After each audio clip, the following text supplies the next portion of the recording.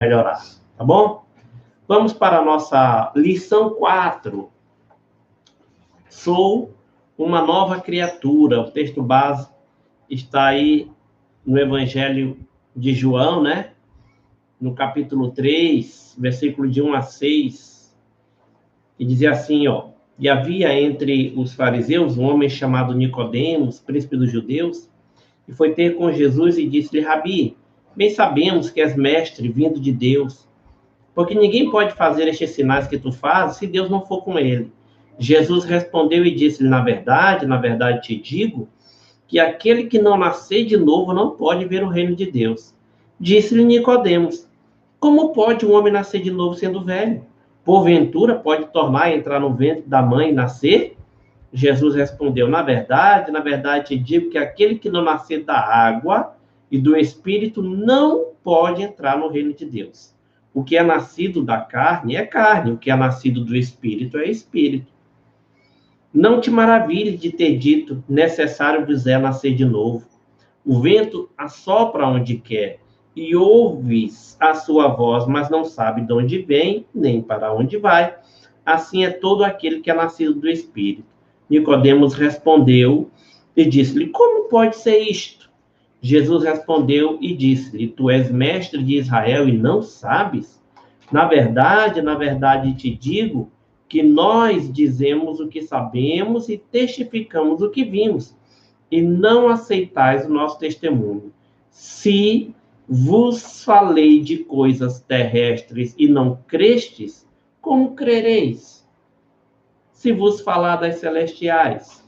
Porque Deus amou o mundo de tal maneira que deu seu Filho unigênito, para que todo aquele que nele crê não pereça, mas tenha a vida eterna. Então, nós vamos hoje conversar sobre o novo nascimento, né? Aquilo que o Senhor Jesus Cristo disse que era necessário para a gente. Irmãos, assim como existem várias mortes para nós, né? A gente nasce morto, é meio contraditório, né? Mas a gente nasce, mas já nasce morto espiritualmente. Essa é a primeira morte da gente. E nasce para uma vida limitada nessa terra, o que nos dá a entender que existirá uma morte física e ainda existe a morte eterna, né? A separação eterna da pessoa do nosso Deus. Então, assim como nós temos essas diversas mortes, né? Nós temos também diversos nascimentos. A gente nasce, por exemplo, da nossa mãe, essa nossa vida física, esse nosso nascimento comum a todo ser humano, né? Todo ser humano nasceu, né? Até Jesus Cristo nasceu. Só quem não nasceu ou quem não nasceram foram Adão e Eva, porque foram criados. A partir daí, todos nascemos, né? Então, assim como nós tivemos o primeiro nascimento, é necessário, e Cristo estava falando exatamente sobre isso, é necessário haver um segundo nascimento, né? E existirá também um terceiro, né? Podemos dizer assim, quando da nossa ressurreição ou do nosso arrebatamento, aí sim para a vida eterna, né? A gente pode chamar esse terceiro de ressurreição para aqueles que já dormem, como disse Paulo, né? E também podemos chamar de arrebatamento para aqueles que estarão aqui naquele glorioso dia e ouvirão a trombeta soar nos céus. Amém? Pois bem, então nós vamos falar sobre ser uma nova criatura, mas ser uma nova criatura baseado em um novo nascimento, não mais esse nosso nascimento natural, né? Humano, mas agora um novo nascimento, um nascimento espiritual. Vamos para a introdução. Quando recebemos a Jesus como nosso Senhor e Salvador, somos feitos novas criaturas, pessoas novas com uma vida e uma nova existência. Essa iniciativa divina na esfera espiritual possui implicações na esfera física. Nesta lição, trataremos sobre o que é ser uma nova criatura e de que forma devemos compreender essa nova existência dada por Deus. Entendemos que não podemos ser mais as mesmas pessoas, desde que conhecemos ao Senhor Jesus Cristo. De fato, conhecer a Cristo gera em nós, e aqui, queridos, eu estou sendo categórico, eu não estou dizendo que conhecer a Cristo pode gerar, não. Ou gera ou não conhecemos a Cristo. Ou tivemos um encontro real com o Senhor Jesus Cristo, e a partir daí, seremos uma nova criatura, ou esse encontro não foi real. Pode ter sido qualquer outra coisa. E como é que a gente diz isso? Ora, a própria palavra, ela nos mostra inúmeros testemunhos disso. Todas as pessoas que tiveram um encontro com Cristo, mas vou citar dois icônicos. O primeiro você conhece muito bem, é aquele que subiu na árvore, na figueira, né? É o Zaqueu. Zaqueu conhece a Cristo e imediatamente ele passa a ser uma nova criatura. Ele era corrupto, passou a ser honesto. Ele era avarento, passou a ser generoso. Ele era perdido, passou a ser salvo. Aqui foi uma transformação imediata e completa. Outra pessoa que conhece a Cristo e muda e se transforma é o Paulo. No caminho na estrada para Damasco, ele tem um encontro com Cristo, ele cai ao chão sem visão, a luz de Cristo lhe ofuscou naquele momento, e a partir dali, então, cego e submisso, ele é levado até a cidade à espera de alguém que vá e ore por ele, e a partir dali, então, ele é uma nova criatura, mas aí ele não tem uma transformação imediata, ele é uma nova criatura, e ele muda o sentido da sua vida, porque ele ia para aprisionar, para perseguir os cristãos, a partir daí ele deixa de ser esse perseguidor, né? E ele passa a ser um discípulo, um aluno. Ele vai aprender, ele vai estudar, ele vai para então recomeçar a sua vida ministerial. O ministério ele já tinha, talvez não fosse o correto, mas ele já tinha, mas ele recomeçaria ali sua vida ministerial, agora trabalhando para Cristo, ao invés de ser um perseguidor de Cristo. Então, imediatamente, todo mundo que tem um encontro com Cristo, ele passa a ser uma nova criatura. Talvez ele não seja a criatura que Deus gostaria que ele fosse naquele momento, mas ele tem uma transformação, né? Ou como dizem por aí, né? Ele tem uma atualização do seu mindset. Desculpa o sorriso, irmãos. É que toda vez que eu lembro dessa linguagem peculiar dos coach, eu acho graça, porque muita gente sendo iludida com esse tipo de coisa, né? Mas, enfim, ele tem uma transformação naquele momento. Ele passa a ser imediatamente uma nova criatura.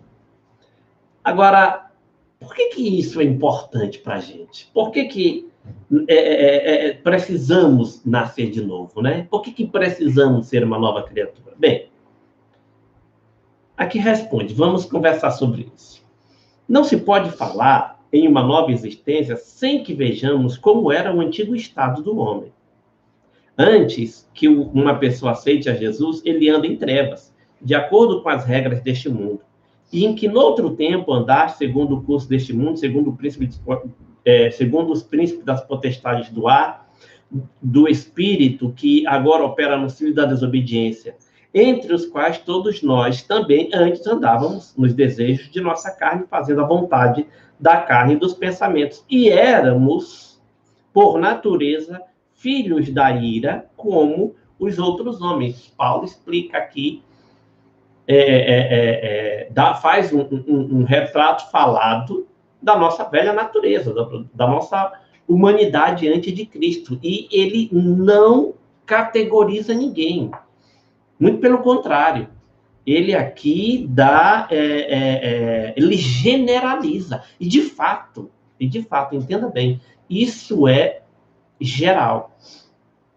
Todos nós, antes de Cristo, somos exatamente assim. Como ele fala, andando segundo o curso deste mundo. Todos nós andamos. Antes de Cristo, segundo o curso deste mundo. Todos nós queremos ser inseridos neste mundo. A gente quer fazer parte, a gente quer pertencer. A gente anda, a gente age, a gente fala como as pessoas do mundo. Todos nós somos assim. Depois ele diz assim, segundo o príncipe das potestades do ar, do espírito que agora opera nos filhos da desobediência, segundo a vontade do diabo. Ah, pastor, você está dizendo que todo mundo no mundo, todas as pessoas andam segundo a vontade do diabo? Sim. Quem não nasceu de novo? Sim. Todos são egoístas, em maior ou menor grau, egoístas, avarentos, gananciosos, cobiçosos, irados. Todos são. Todos, queridos, todos. Todos procuram os seus proveitos. Não é assim? Que opera, entre os quais nós também, antes andávamos no desejo da nossa carne.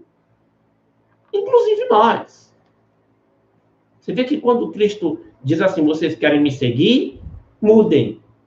Peguem a cruz, peguem a estaca de tortura de cada um pegue a sua e vem me seguir. Ou seja, pague o preço da mudança. Por quê? Porque todos nós estávamos na mesma circunstância. Ele prossegue dizendo, fazendo a vontade da carne e dos pensamentos. O que o mundo faz hoje, além da vontade da carne e dos pensamentos? Ah, eu penso que eu devo fazer assim, eu vou fazer. Ah, eu penso, minha carne está pedindo, eu estou inflamado de desejo, eu vou agir assim. É assim que as pessoas fazem hoje em dia. Qual é o código de ética que tem conseguido controlar a humanidade hoje? Qual é o código de ética? Não existe nenhum. Não existe nenhum. Da vida pública à vida privada, não existe um código de ética humano que controle o ser humano. Não existe. Então, todos nós estávamos assim, nesse caminho. Éramos por natureza, filhos da ira. Era assim que nós éramos. E assim que a humanidade é. Filhos da ira. Nascem assim. O homem sem Deus não pode ter uma vida que esteja em consonância com os padrões divinos e não consegue agradar a Deus com suas próprias obras ou tentativas de praticar a justiça, pois suas obras são más e sua justiça é falha. Em Isaías, capítulo 64, versículo 6, diz assim, mas todos nós somos como um imundo, e todas as nossas justiças como trapo de imundícia, e todos nós caímos como folha, e as nossas culpas como um vento nos arrebatam. Queridos, esse é uma demonstração da natureza humana caída, da natureza humana pecadora, pecaminosa. Você entende isso? Olha o que nós éramos. Nós éramos como imundo, impuros, como leprosos. É isso que ele está dizendo. Né? Era considerado, assim, duas circunstâncias. Infelizmente, por uma questão de saúde, naquela época, se considerava impuro a mulher no ciclo menstrual e imundo aquele que tinha contato com aquele produto, o sangramento, com aquela situação, né?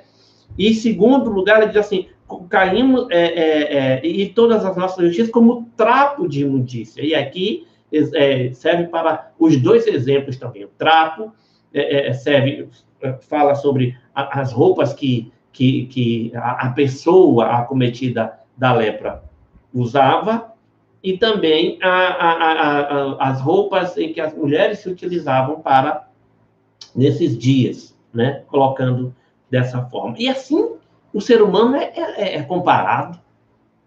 É comparado. E por que ele é comparado assim? É pela sua estrutura física, é pela sua estrutura emocional, é pela sua estrutura... Não, é pela sua ética, é pela sua justiça. E está aqui, o texto diz assim, todos nós caímos, e todos nós somos como imundo, e toda a nossa justiça como um trapo de imundícia. É pela nossa ética que nós éramos comparados a isso. Você entende? Todos nós. Aí, assim, porque o homem passa a ter um relacionamento correto, para que o homem passe a ter um relacionamento, possa ter um relacionamento correto com Deus, ele precisa nascer novamente, ser uma nova criatura, começar uma vida livre. Mesmo que ainda sofra com a influência da natureza pecaminosa recebida de Adão. Dentro do homem, sem Deus, há um elemento que a Bíblia chama de carne. Não um elemento físico, mas um elemento associado à vontade do indivíduo, uma propensão à prática de atos que desagradam a Deus. Para que o homem ande como Deus deseja, ele precisa da ajuda do Espírito Santo, que vai lutar contra essa vontade de fazer coisas que Deus reprova. Paulo nos estimula a andar em espírito, e não cumprireis a concupiscência, ou seja, o desejo da carne. Porque a carne cobiça contra o espírito contra a carne. E estes opõem-se um ao outro para que não façais o que quereis. Então, entendam bem toda essa questão do porquê a Bíblia fala que em nós existe a nossa justiça, né? Trapo de imundícia. Porque em nós existe aquilo que ela denomina carne, mas que também vai ser denominado, em outro momento, a velha natureza. E que também vai ser denominado, em outro momento, um homem caído. Né?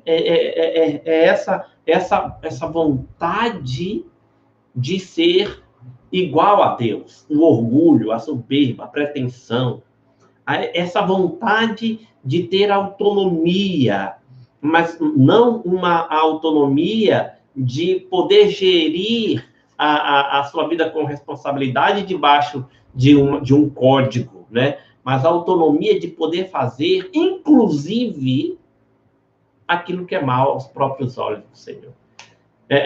Esse desejo, essa inclinação para isso, né? Está dentro do ser humano, está dentro da velha natureza. Então, por que é necessário nascer de novo? E por que é necessário ser uma nova criatura? Exatamente porque sem o novo nascimento, sem ser o novo nascimento, não seremos uma nova criatura. Assim, em passarmos pelo novo nascimento, não seremos uma nova criatura e não teremos condições de vencer a carne, de vencer os desejos, a concupiscência da nossa carne, de vencer esta velha natureza inclinada, cobiçosa, maliciosa e inclinada para fazer aquilo que desagrada a Deus. Então, você vê como é importante. É uma natureza que não se sujeita a Deus. Olha o tópico 1.2 aí, ó. A velha natureza não tem o desejo de se sujeitar a Deus e aos seus mandamentos. Ela deseja fazer o que lhe agrada, sem prestar contas de seus atos ao Criador. Dentre as práticas dessa velha natureza, Paulo destaca prostituição, impureza, lascívia, idolatria, feitiçaria, inimizade, porfias, emulações, iras, pelejas, dissensões, heresias, invejas, homicídios, bebedices, glutonarias. E o rol, ele não é taxativo, né?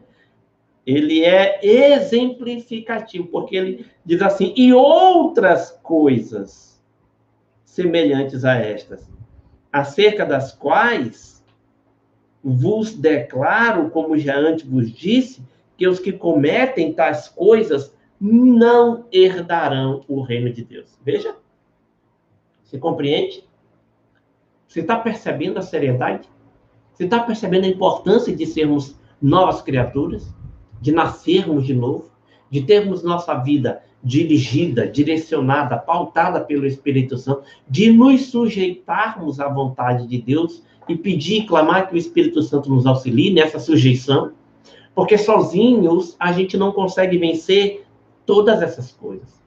Até com o Espírito Santo em nós, queridos, atente bem, até com o Espírito Santo dentro de nós, temos grandes dificuldades de enfrentar todas essas coisas. Não por causa do Espírito, por ele ser limitado, por ele ser fraco ou qualquer coisa assim, não. Não, é por nossa causa mesmo. Pela força dessa velha natureza, pela força da carne dentro de nós. Até com o Espírito nós temos essa dificuldade.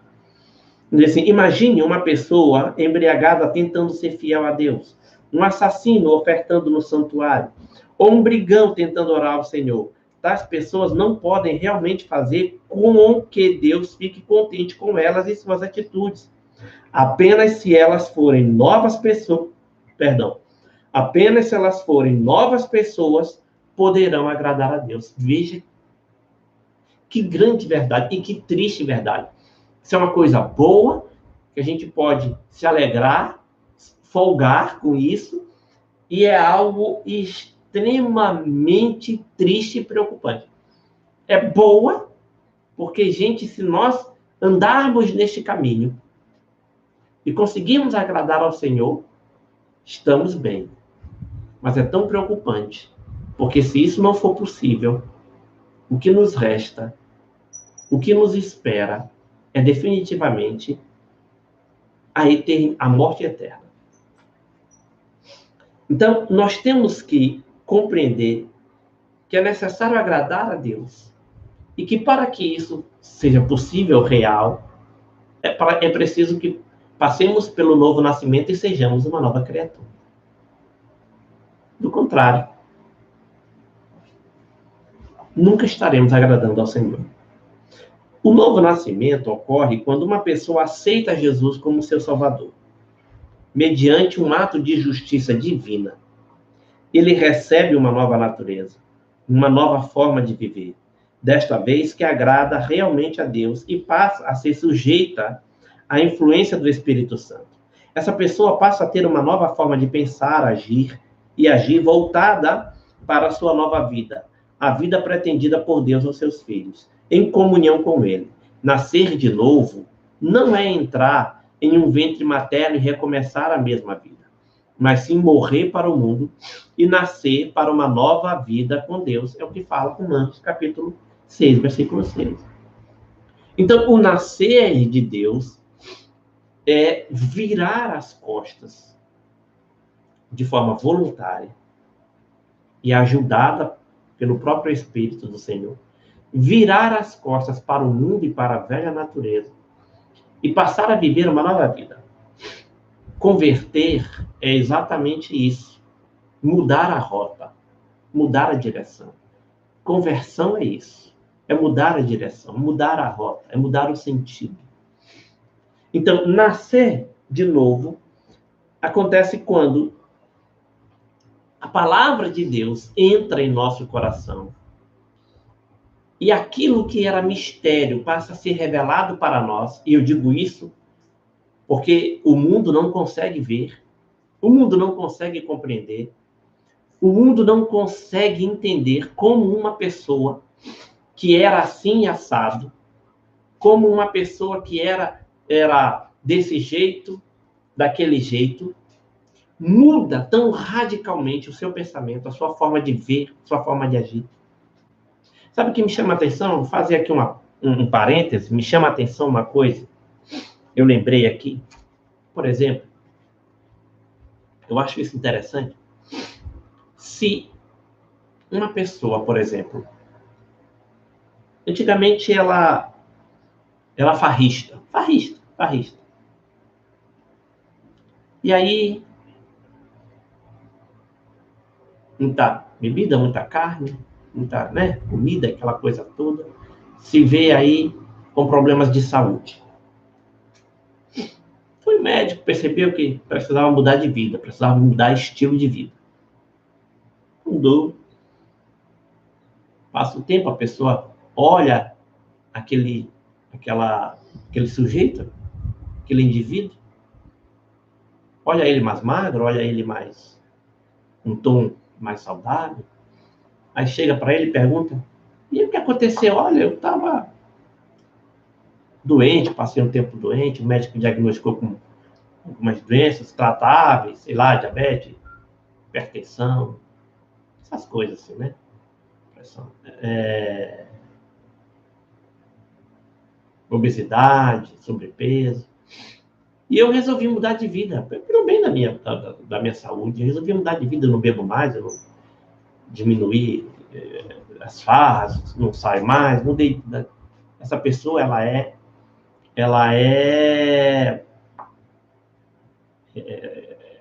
louvada, né? Oh, que coisa boa, que coisa maravilhosa. Porque ela resolveu cuidar da sua vida, né? Ela percebeu que o curso de vida a levaria para a morte. Ok. Ele foi convencido pelo médico, ele foi convencido por aquele que queria ajudá-lo a ter mais vida, né? Ok. Mas você já parou para pensar que uma pessoa que toma a mesma decisão, age do mesmo jeito, mas se ela disser que isso aconteceu porque conheceu a Jesus, ela é apedrejada? Basta você perceber. Uma pessoa que diz assim, eu estava acima do peso, estava com diabetes, estava com pressão alta, fui no médico, o médico disse que se eu continuasse assim eu morreria, então eu mudei de vida agora, não bebo mais, estou com uma vida regrada, abri mão das farras, dessas coisas todas, estou fazendo esporte, estou cuidando de mim pela minha saúde. Eu quero viver mais. Essa pessoa é colocada no pedestal, né? Oh, e tal, força, guerreiro, né? Aquela coisa toda. Mas se uma pessoa tomar a mesma atitude, mas sob a pretexto, né? Vamos colocar dessa forma, sob a ótica de ser uma nova criatura por causa do evangelho, teve um encontro com Cristo, ela é apedrejada, é fanática. Né? Ela reconheceu que a sua vida estava lhe conduzindo à morte, o seu estilo de vida estava lhe conduzindo à morte, e ela disse, não, agora Cristo tem uma nova vida para mim, ele disse que eu tenho que mudar de vida para eu viver para sempre. Você vê que os motivos são os mesmos.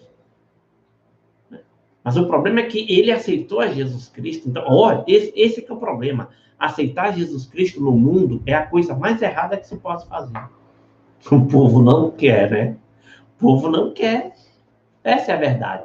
Mas deixa eu contar um segredo para vocês. Sem Jesus Cristo, sem um novo nascimento, através da conversão em Cristo Jesus, todos nós temos a morte eterna como fim. E se a gente diz que ama tanto a nossa vida assim como a gente declara por aí, se a gente ama tanto a nossa vida como a gente diz, então se fôssemos inteligentes, aceitaríamos a Cristo. Mas essa aceitação, infelizmente, ou felizmente, não sei, aí o Senhor, os mistérios dele, essa aceitação passa pelo Espírito de Deus convencendo a gente do pecado, da justiça e do juízo. Vem pela fé, vem pelo ouvir da palavra, que traz a fé e que, consequentemente, o Espírito do Senhor nos convence do pecado, da justiça e do juízo. Funciona assim. Enquanto o mundo continua cego, enquanto o mundo continua pobre, miserável e nu, né? Sem compreender as coisas espirituais, funciona assim.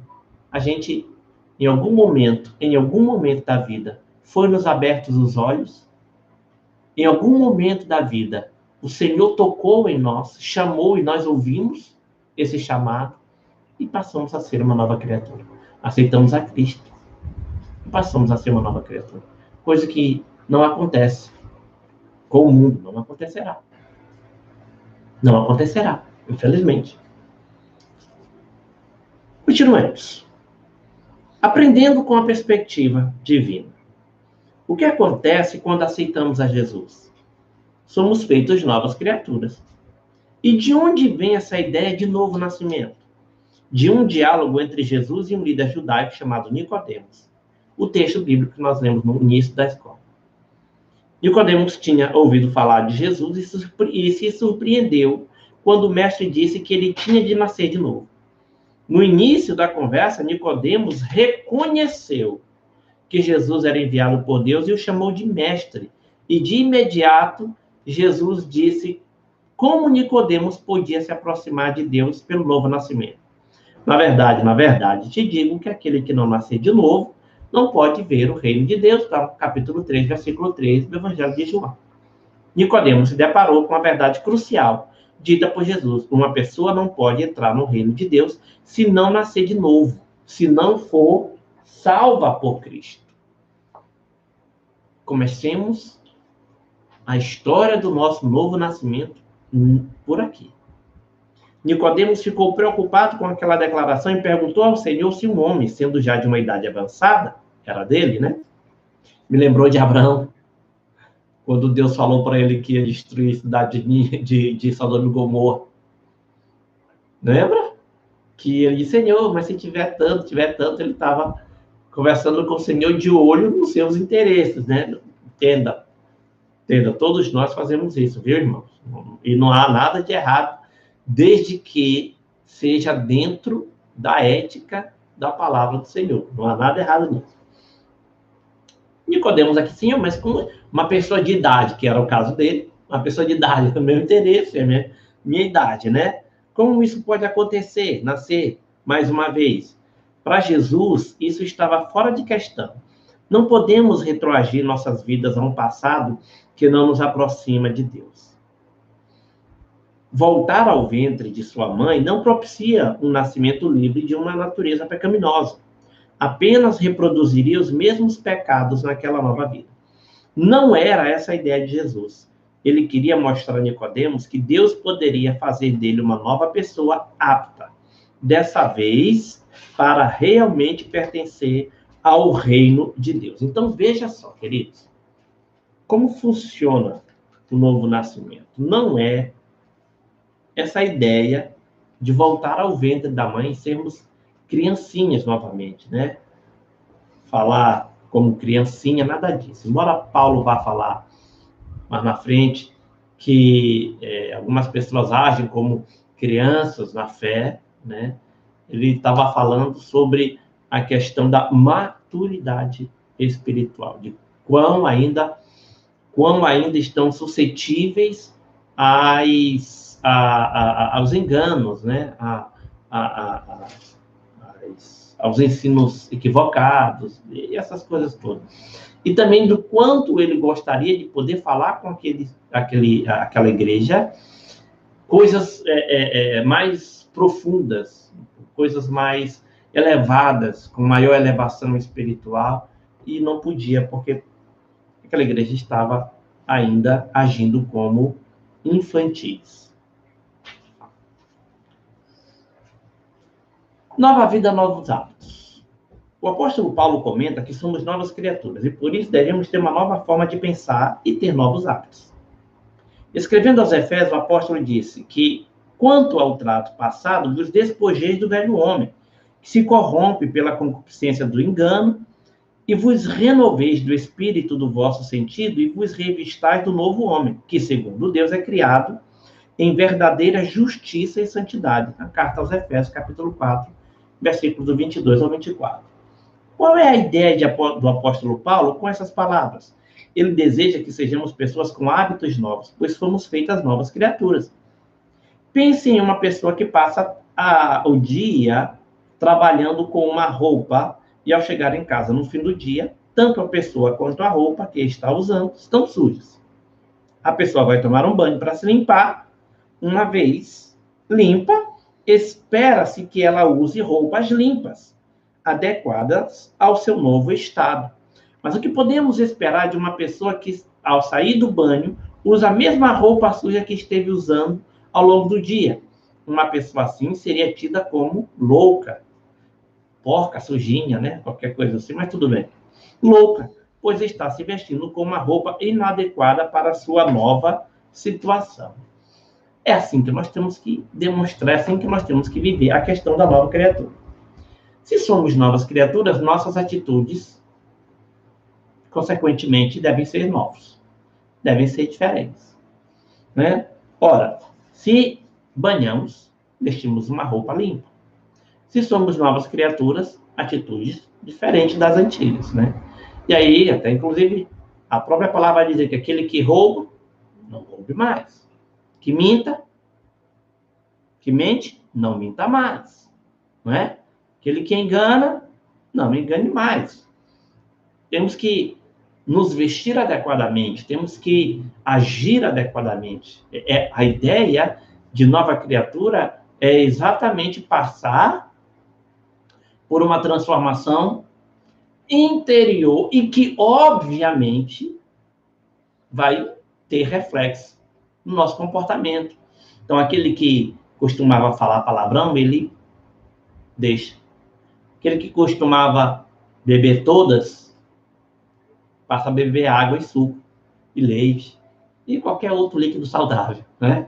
Aquele que costumava ser um deslocado, passa a ter uma vida sóbria, equilibrada. Você entende?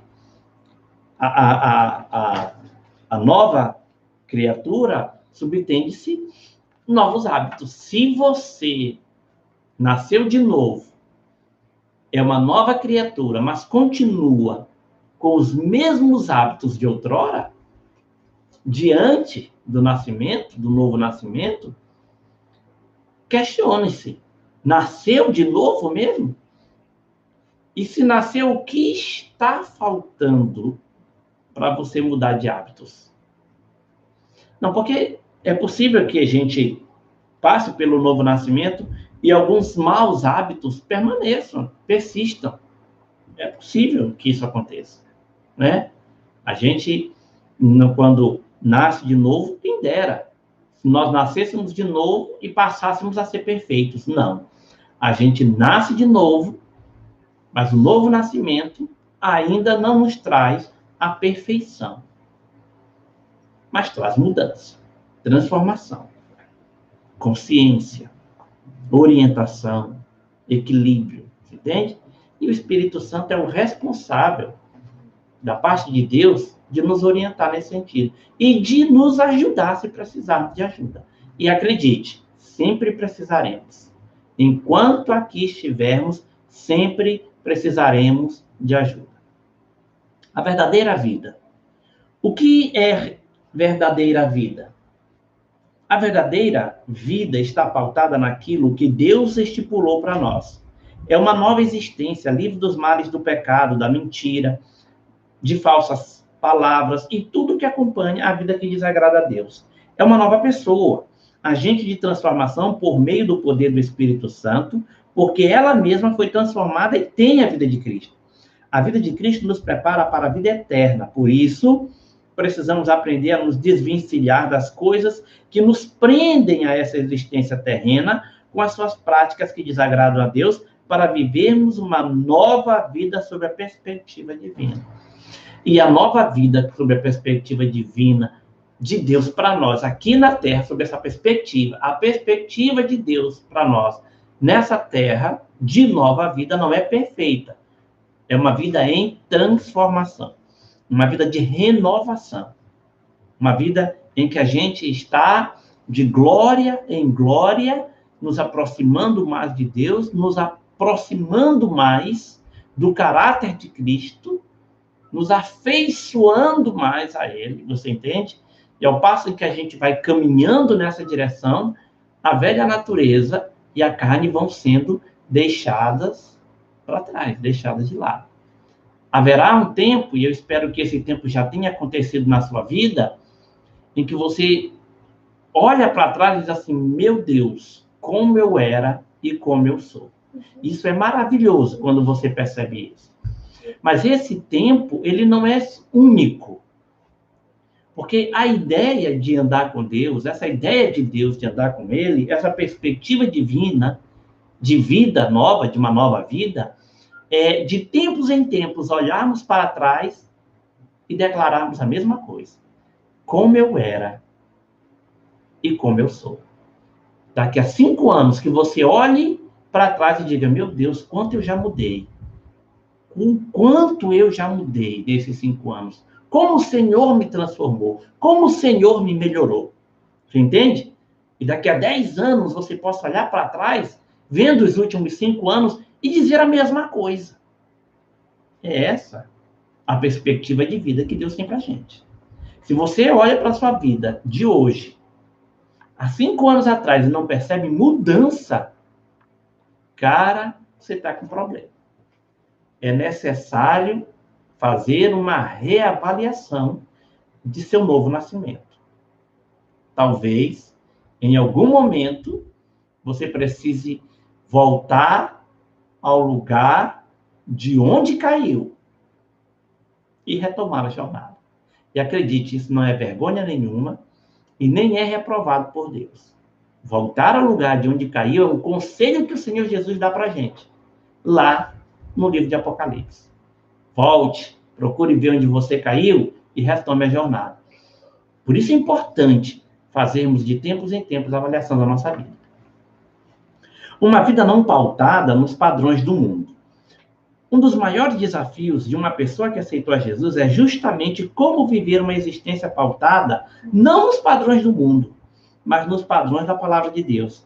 Mas é justamente para isso que fomos nascidos de novo, ou seja, para aprender a viver com novos hábitos e atitudes. Paulo disse aos crentes da cidade de Colosso, mas agora despojai-vos também de tudo, desnude-se, tire de si.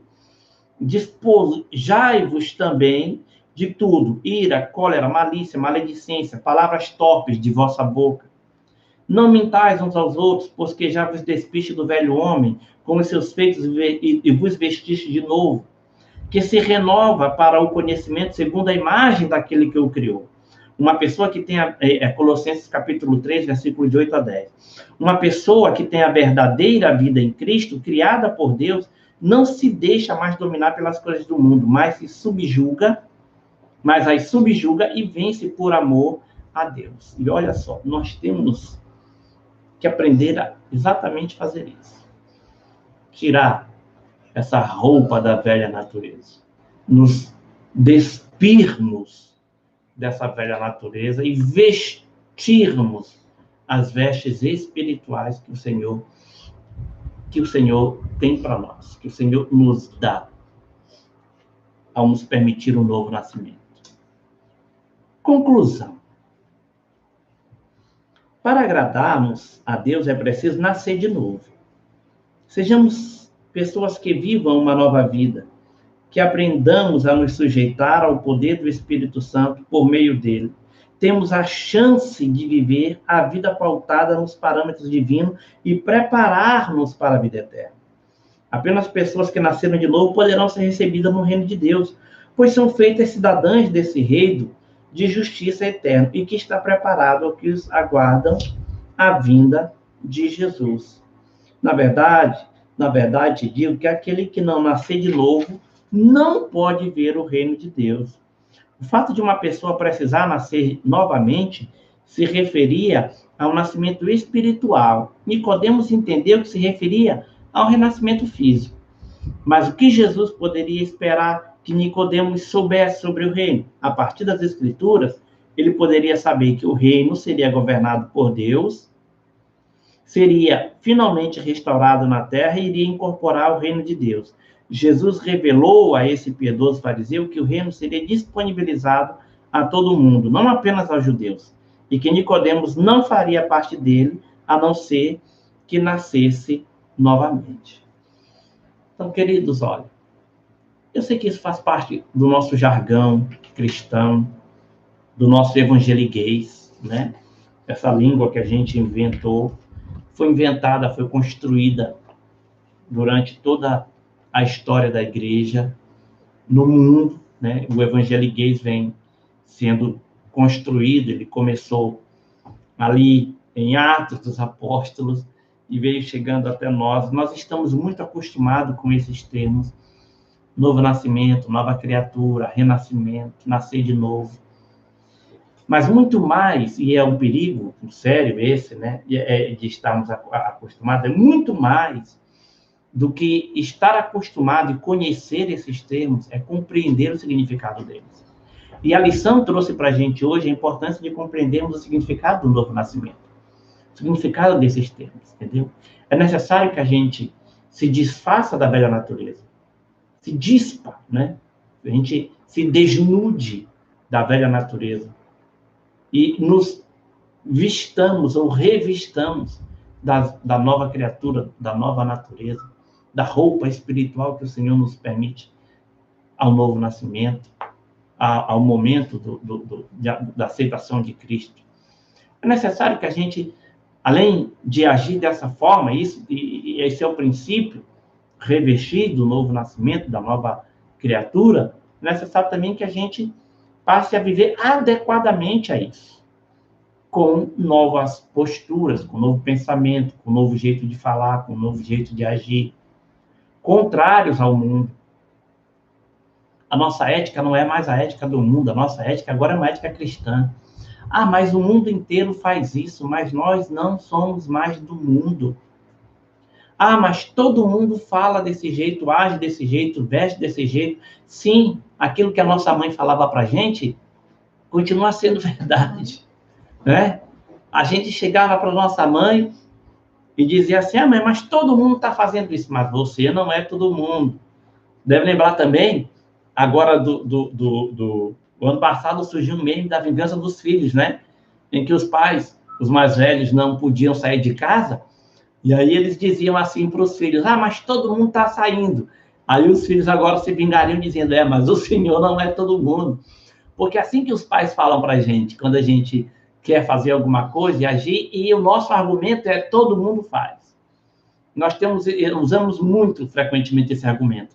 E a gente não usa esse argumento somente para com os nossos pais. A gente, às vezes, utiliza desse argumento para justificar os nossos erros diante das pessoas ao nosso redor. Não, mas todo mundo faz. Só que nós não somos todo mundo. Aliás, não somos do mundo e não somos todo mundo. A gente precisa entender que somos de Cristo, somos novas criaturas. E aquilo que o mundo faz não é aquilo que devemos fazer. Nosso código de moral e ética hoje não é mais pautado pelo que o mundo diz, é pautado pelo que a própria palavra de Deus diz. É aí que nós temos que nos encontrar. É aí que a gente vai ser novas criaturas. Certo? Vamos só, para terminar aqui, responder as perguntas aqui do final da apostila, né? Aquelas perguntas.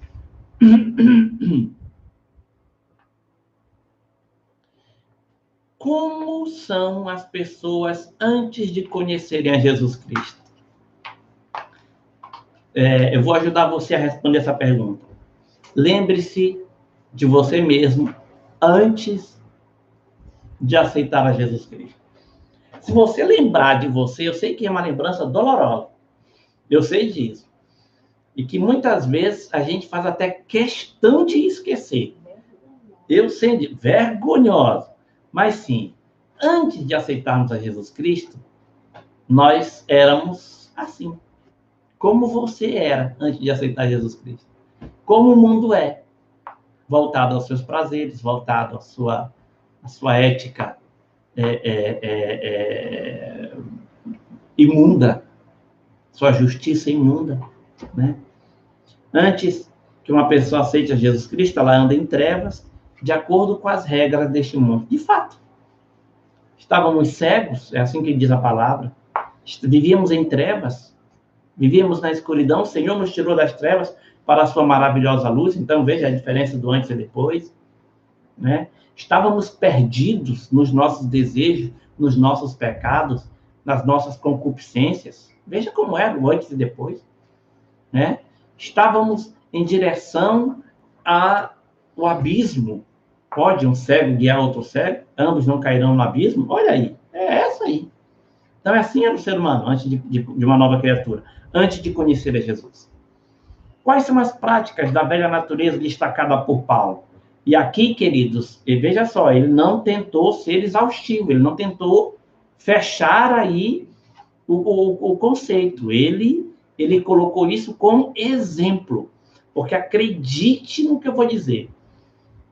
Paulo não tinha ideia do quanto o homem é invencionista em relação a pecado. Porque hoje em dia existem coisas que o ser humano pratica, faz, que Paulo não elencou. Não elencou. Mas olha lá. Prostituição, impureza, lascívia, idolatria, feitiçaria, inimizades, porfias, egoísmo. A carta dele a Timóteo, não sei se é a primeira, capítulo 3, que ele fala, olha, Timóteo, quero te dizer que nos últimos dias os homens serão, e ele dá outro rol exemplificativo de quão ruim, quão perverso é o homem sem Deus. O que acontece quando aceitamos a Jesus Cristo? E aqui só a gente que já viveu, que já passou por isso, sabe. O novo nascimento. Sabe o que é ser novo nascido? Sabe o que é ser nova criatura? É exatamente isso. Quando a gente aceita Jesus, o que acontece é um novo nascimento. Nós passamos a ser uma nova criatura. Nossa mente abre, os nossos olhos se abrem, né? Os nossos ouvidos se abrem, nosso coração se abre. É uma coisa divina. A gente passa a experimentar algo ímpar e impressionante, que aquilo que a gente experimenta e que a gente às vezes é difícil de pôr em palavras, né?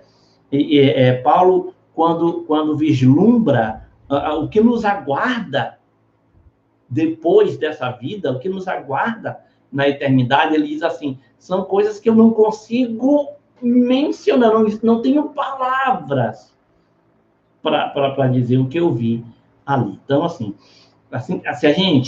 a gente aqui meio na nossa limitação, é difícil de poder traduzir o que é um novo nascimento para quem não sabe, para quem não viveu, para quem não, né? Imagine aquilo que está nos espera. Qual a ideia do apóstolo Paulo ao escrever Efésios 4, do 22 ao 24? Ele deseja que sejamos pessoas de hábitos novos, né? Que a gente tenha a mudança dos nossos hábitos, que a gente tire aquela roupagem antiga da velha natureza, das velhas práticas, e nos revistamos agora de boas práticas, da nova natureza, da nova criatura, e, consequentemente, das práticas que acompanham isso, tá bom? Essa aqui é uma resposta pessoal, mas eu vou fazer para vocês conversarem a respeito disso. Em outro momento, quem sabe, a gente não possa debater isso junto. Como foi a sua experiência no novo nascimento? O que eu posso falar da minha experiência foi ímpar, foi maravilhosa. Meu novo nascimento aconteceu anos antes de eu declarar Cristo como meu único e suficiente Salvador. E é possível isso. Quando eu despertei para o plano de Deus para a minha vida, eu senti a diferença da minha vida, eu senti naquele dia a inclinação para as coisas espirituais. Ali foi o meu novo nascimento, né? 2 anos depois é que ainda ia dizer sim a um apelo, né? Dizer sim a um apelo, mas a minha vida já estava pautada naquilo que a palavra me dizia, naquilo que a palavra me orientava, desde adolescente. Amém? Graças a Deus, encerramos hoje a nossa 4ª lição, né? 4ª lição. Vamos, semana que vem, para a 5ª lição, vencendo a tentação. Tá dando para ver? Beleza. Vencendo a tentação. terça-feira que vem, tá certo? Quero agradecer aí a presença de todos vocês na nossa escola bíblica hoje, pelo que eu pude ver aqui no nosso chat. Nós temos o irmão Raimundo, que Deus abençoe o irmão Raimundo. O Romeu com certeza está Romeu, Jorge, Dadir, Georgiana. Deus abençoe a todos. A irmã Rosa está conosco hoje. A irmã Iraci, Deus abençoe. Major, que Deus abençoe. Fico feliz de vê-los aqui hoje na nossa sala da Escola Bíblica, tá bom, queridos? Que Deus abençoe, que a gente ponha em prática a nossa revista, o nosso discipulado, que a gente passe a ser, viver e que a gente continue, na verdade, continue sendo uma nova criatura e, como eu falei, sendo transformados dia a dia, né? Que essa nova criatura se aperfeiçoe na nossa caminhada, em nome de Jesus, tá bom?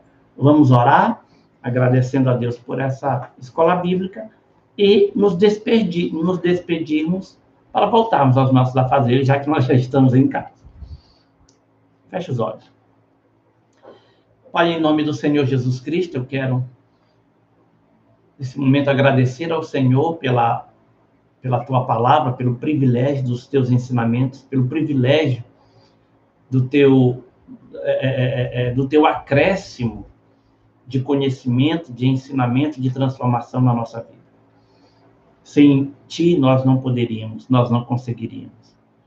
A importância do Teu Espírito Santo dentro de nós é fundamental. É Ele que nos orienta, que nos ajuda, que nos fortalece, que nos ensina, que nos mostra o caminho. É Ele que nos permite vencermos as tentações, é Ele que nos permite sermos uma nova criatura. E eu sou grato a Ti por isso, meu Deus. Que a gente possa, amanhã, ser uma criatura melhor do que fomos hoje, e que depois de amanhã, idem, melhor do que seremos amanhã.